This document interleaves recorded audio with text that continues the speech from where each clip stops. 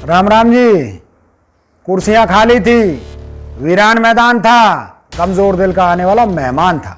आ जाता तो खुद के पुतले जलने का नजारा भी देखता। दुश्मन देश पाकिस्तान में बिना किसी सिक्योरिटी के कूद जाते हैं और बिरयानी की डकार लेकर आ जाते हैं।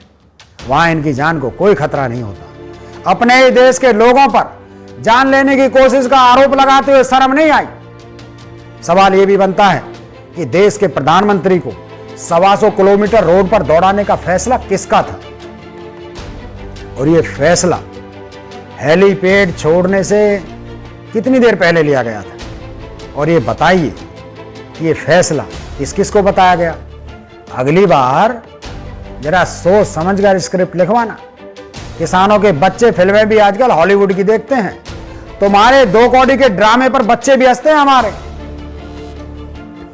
और मोदी को देश का तिरंगा बताने वालों को कहना चाहता हूं कि कायरों के वंशजों, तुम पंजाबियों को तिरंगा दिखाओगे।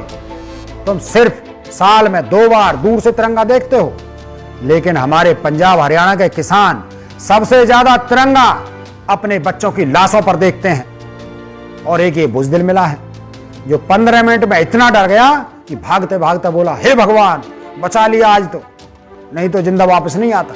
शर्म करो यार, शर्म करो, कुछ तो शर्म करो। ऐसा घटिया बयान देने से पहले सोच तो लिया होता। और बताइए, चीन के मुद्दे पर आपकी कूटनीति क्या कह रही है? चीन ब्रिज बना रहा है, आप बहाने बना रहे हैं। चीन झंडा फहरा रहा है, आप आंसू बहा रहे हो।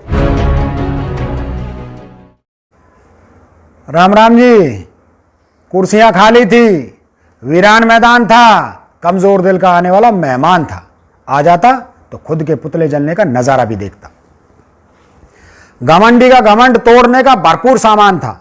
जो किसान उसकी नजर में मरे ही नहीं, वो हर एक बेटा भारत माता की जान था। देख अमन के देश में नफरत का क्या हाल होता है। देख जो उल्टे पैर भागा वो तेरा अभिमान था, वो तेरा अभिमान था। कहने को तो यह भी है कि हमारा संविधान एक व्यक्ति एक मूल्य का सम्मान देता है, तो हम सबके 15 मिनट बराबर हुए। हम सबका रोड पर चलने का अधिकार भी बराबर हुआ।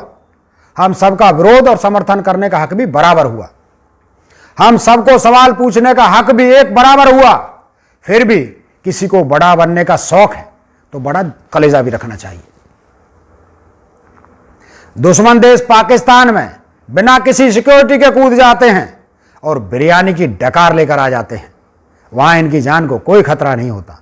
अपने ही देश के लोगों पर जान लेने की कोशिश का आरोप लगाते हुए शर्म नहीं आई। सवाल यह भी बनता है कि देश के प्रधानमंत्री को 125 किलोमीटर रोड पर दौड़ाने का फैसला किसका था, और यह फैसला हेलीपैड छोड़ने से कितनी देर पहले लिया गया था। और यह बताइए कि यह फैसला किस किस को बताया गया। क्या राज्य सरकार से इस फैसले की सहमति ली गई थी? क्या सभी संबंधित विभागों और अधिकारियों को समय रहते सूचना पहुंचाई गई थी? क्या एसपीजी को रूट क्लियर करने का पूरा समय दिया गया था? सबके जवाब अमित शाह के पास है। मतलब गई भैंस पानी में, सब गड़बड़ है। सच तो कभी बाहर आएगा ही नहीं। हम जानते हैं किसानों ने ना तो आपके रास्ते में कीलें गाड़ी, ना पानी की बौछार मारी, ना बैरिकेड्स लगाए, ना खट्टर छाप लठैत बुलवाए, ना किसी एसडीएम छाप पर सर फोड़ने का आदेश दिया, ना तुम्हारी गाड़ी पर जबरदस्ती कोई झंडा लगाया। लेकिन तुम्हारा ही भाजपा के लोग झंडा लिए चढ़ बैठे पुल पर, और तुम्हारी गाड़ी उनसे ही दूर भागती दिख रही थी। कोई वीडियो, कोई रिकॉर्ड किसानों को नहीं दिखा जो मोदी जी के रास्ते में खड़े हों, पर भाजपा ही जरूर दिखे। तो ये जान का खतरा वाला ड्रामा एक दिन में ही फेल हो गया मोदी जी। अगली बार जरा सोच समझकर स्क्रिप्ट लिखवाना। किसानों के बच्चे फिल्में भी आजकल हॉलीवुड की देखते हैं। तुम्हारे 2 कौड़ी के ड्रामे पर बच्चे भी हंसते हैं हमारे। और मोदी को देश का तिरंगा बताने वालों को कहना चाहता हूं कि कायरों के वंशजों, तुम पंजाबियों को तिरंगा दिखाओगे। तुम सिर्फ साल में 2 बार दूर से तिरंगा देखते हो, लेकिन हमारे पंजाब हरियाणा के किसान सबसे ज्यादा तिरंगा अपने बच्चों की लाशों पर देखते हैं।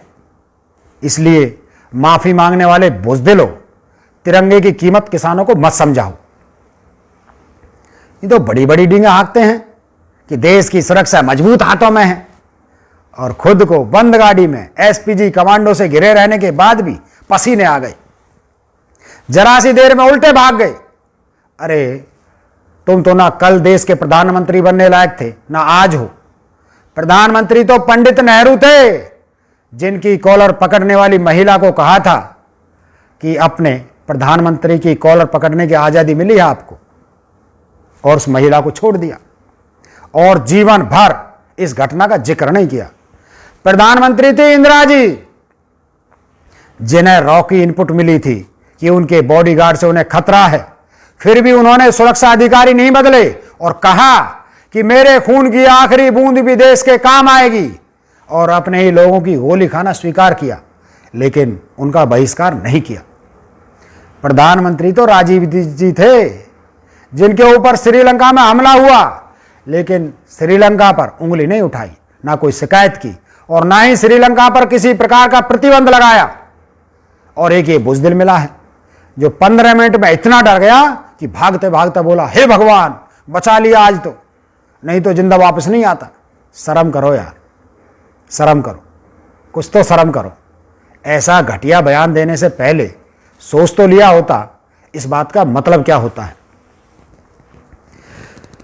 इस बात का मतलब यह है कि तुम्हें जान प्यारी है देश नहीं, तुम्हें जान प्यारी है देश के लोग नहीं, तुम्हें जान प्यारी है देश का सम्मान नहीं, तुम्हें जान प्यारी है प्रधानमंत्री की मर्यादा नहीं, तुम्हें जान प्यारी है देश के सबसे ताकतवर पद की प्रतिष्ठा नहीं।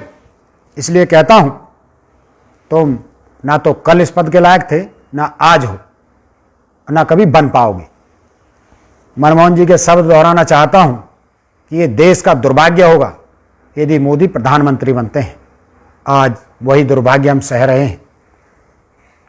खैर, अब मुद्दे की बात करें तो मोदी जी ड्रामा हो गया फेल। अब जनता को फिर भटकाना कीजिए बंद, और बताइए चीन के मुद्दे पर आपकी कूटनीति क्या कह रही है। चीन ब्रिज बना रहा है, आप बहाने बना रहे हैं। चीन झंडा फहरा रहा है, आप आंसू बहा रहे हो। चीन अफगानिस्तान में हमारे अरबों रुपए के इन्वेस्टमेंट को चपेट रहा है, आप रैली में खाली कुर्सियां गिन रहे हो। चीन ईरान से नई डील कर रहा है, हमारा चाहवा बंदरगाह का डेवलपमेंट भी खतरे में है, आप अपनी जान बचाते फिर रहे हो। मोदी जी, मुद्दों से ध्यान भटकाना बंद कीजिए, चीन को लाल आंखें दिखाइए, नहीं तो इस्तीफा दीजिए और किसी गुफा में जान बचाकर छुप जाइए, हम अपना देश चला लेंगे। सेना को कहिए, राजदूत से कहिए, रूस से कहिए, जापान से कहिए कि चीन को जवाब दें, क्योंकि आपके वश का तो अब कुछ रहा नहीं। आप तो गुफा ढूंढिए, और हां, कैमरा खुद ले जाना, किसी और को कायर मत बनाना। चीन को जवाब दीजिए, हमारे जवाब तो आपका राजनीतिक खानदान भी नहीं दे पाएगा।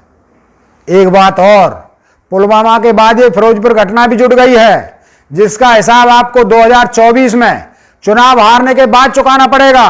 ये सारे पाप खोले जाएंगे आपके। तब तक प्रधानमंत्री मोदी की सुरक्षा की नौटंकी की आड़ में पाखंडियों का झाड़ फूंक और पूजा पाठ करते रहिए, इनकी दुकान चलाते रहिए। जय हिंद साथी।